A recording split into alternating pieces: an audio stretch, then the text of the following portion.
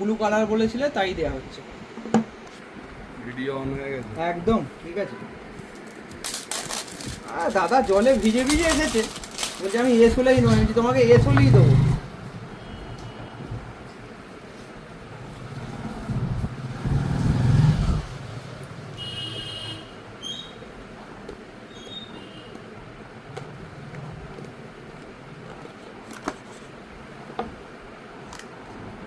এই যে সামনে একটা কাটার এক্সপিরিয়েন্সটাই আলাদা।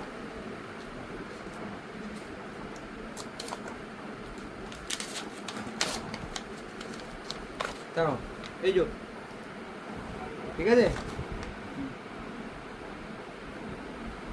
অন করছি,